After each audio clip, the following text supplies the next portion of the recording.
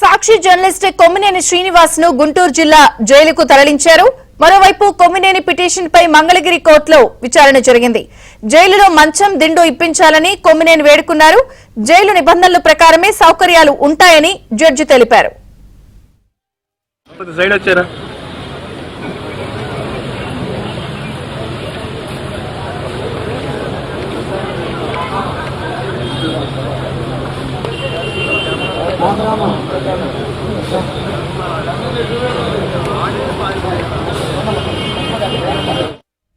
గుంటూరు జిల్లా జైలుకు సాక్షి జర్నలిస్ట్ కొమ్మినేని శ్రీనివాస్ ని తరలించారు. అలాగే ఆయన పిటిషన్ పై మంగళగిరి కోర్టులో విచారణ జరిగింది.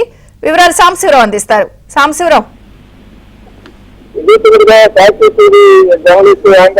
కొమ్మినేని శ్రీనివాస్ మంగళగిరి కోర్టు 14 రోజుల రిమాండ్ విధించింది. కోర్టు రిమాండ్ ఆదేశాల మేరకు తుళ్లూరు పోలీసులు కొమ్మినేని శ్రీనివాస్ ను గుంటూరు జిల్లా జైలుకైతే తరలిస్తున్నారు. అయితే ఈ సందర్భంగా కొమ్మినేని శ్రీనివాస్ జడ్జి ఎదుట ధ్యానంగా పదే పలుమార్లు తన వయసు రీత్యా తనకి జైల్లో మంచం దిండు దుప్పట్లో ఏర్పాటు చేసే అవకాశం కల్పించారని ధ్యానంగా వేడుకున్నప్పుడు కూడా జడ్జి దాన్ని తిరస్కరించి జైలు మాన్యువల్ ప్రకారం ఎలాంటి సౌకర్యాలు అందరికీ ఎలా ఉంటాయో మీకు ఎలాంటి వర్తిస్తాయి, ఎలాంటి ఇబ్బంది లేకుండా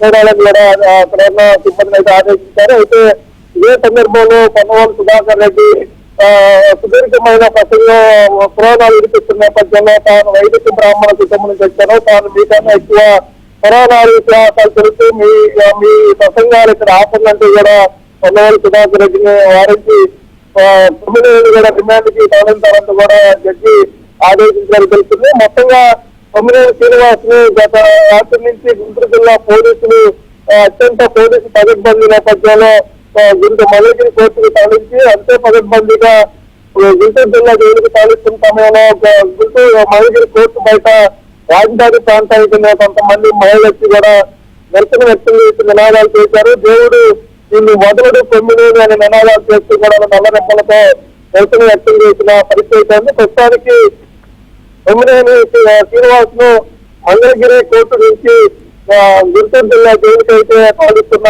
పరిస్థితి ఉంది. తనకి కోర్టులో ఏమని సౌకర్యాలు కల్పించాలని కోరిన నేపథ్యంలో జైలు మాన్యువల్ ప్రకారం సగటు మనిషికి ఎలాంటి సౌకర్యాలు ఉంటాయో వాటిలో ఎలాంటి లోటు లేకుండా మీకు ఆ సౌకర్యాలు కల్పిస్తారంటూ కూడా జడ్జి ఆదేశించిన పరిస్థితి ఉంది. Thank you Sambasivarao.